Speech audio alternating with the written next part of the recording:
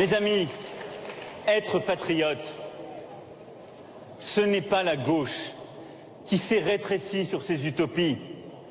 Être patriote, ce n'est pas la droite qui se perd dans ses avanies et l'esprit de revanche. Être patriote, ce n'est pas le Front National, le repli et la haine qui conduira à la guerre civile. Être patriote, c'est vouloir une France forte, ouverte dans l'Europe et regardant le monde.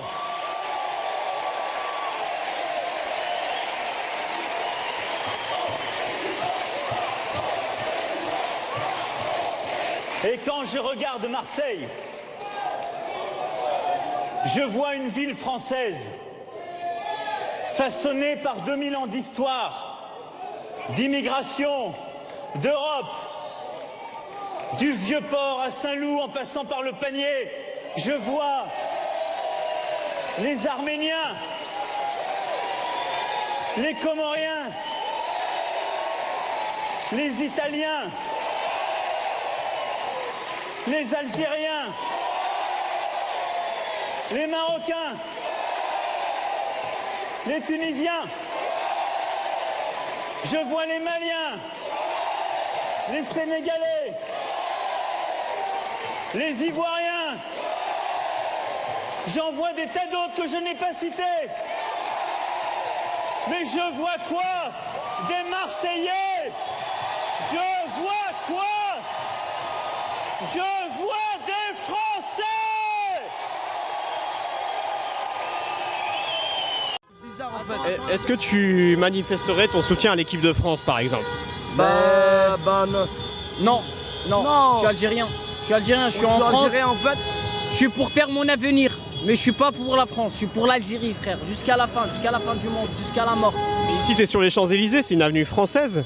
Je suis là, c'est liberté, égalité, fraternité. C'est ça la France, non? Nous les meilleurs, mon frère. Mais je suis pas pour la France. Pourquoi est-ce que vous n'êtes pas pour la France? On a des origines en fait. On a des origines, frère.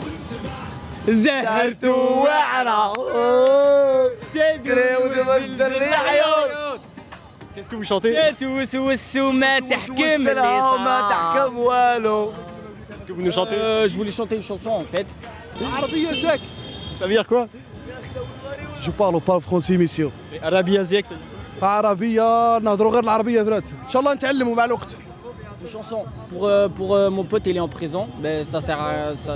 Pourquoi il est en prison? Parce que il est parti des الناس كي soucis كانت تقرا familiales. انا كنت راقد في الكلاس الله غالب. صاحبي راك خارج اليوم سلم لي على الحرية وديك الخاين احكي لي الهموم ليه سوليتك عليا قول لها رأوف مجنون اختي سباب وانتيا ولا يخمم راه مطيور نار وشاعلة مور القرية ويلا مت في هاد السيلون زور امي صبري. C'est long un peu là, c'est long. فاهمة وليدك مظلوم Super long comme chanson.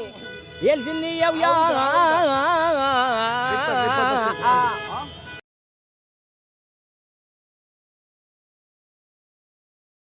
Voter ou pas voter, ça changerait rien du tout. J'ai pas du tout confiance. J'hésite si je vais voter, si je vais pas voter. Ouais, quand même, c'est notre pays. On peut voter, c'est important. Tout augmente, ça va mal. Moi personnellement, je m'en fiche.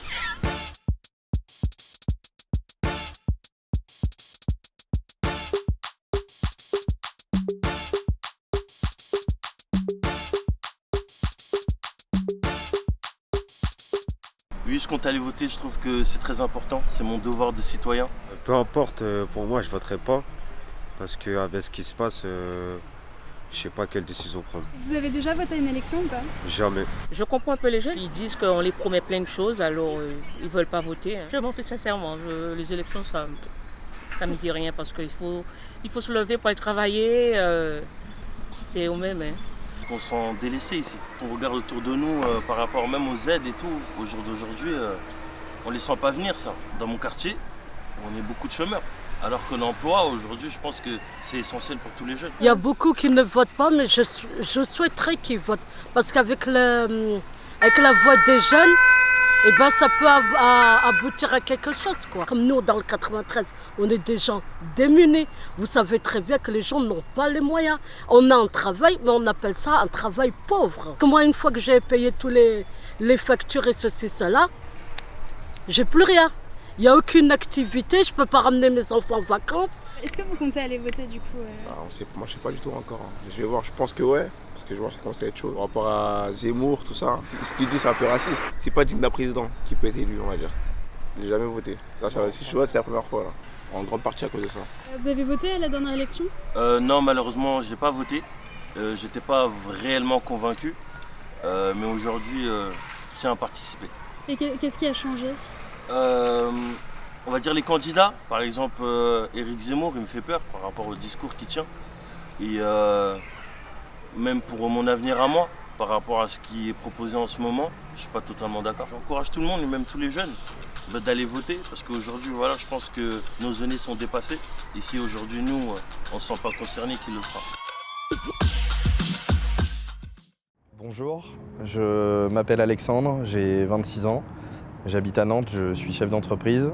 Le 15 juillet 2021, ma vie a changé.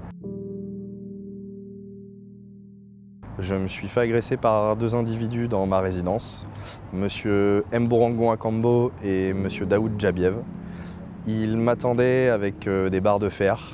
Ils m'ont agressé par derrière. J'ai reçu 2 coups de barre de fer dans la tête.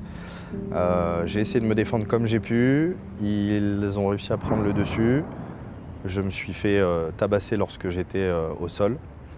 Ils ont réussi à m'emmener, à me traîner de force dans mon véhicule.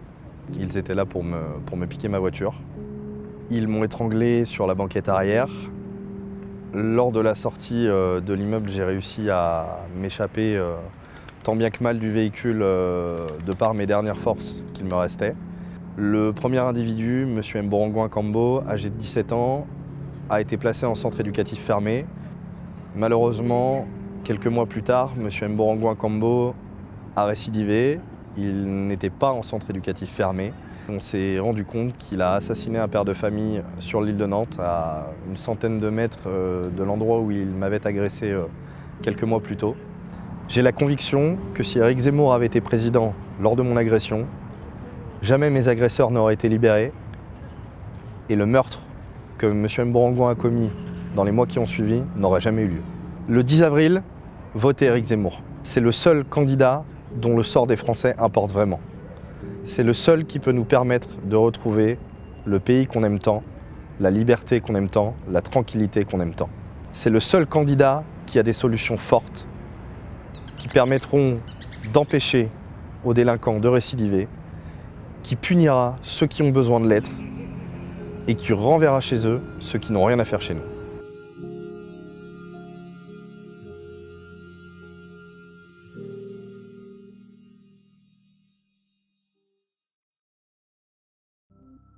Je m'appelle Lona. Je m'appelle Nathalie. Je m'appelle Armand. Je suis professeure des écoles. Viticulteur. Éleveur au vin. Infirmière.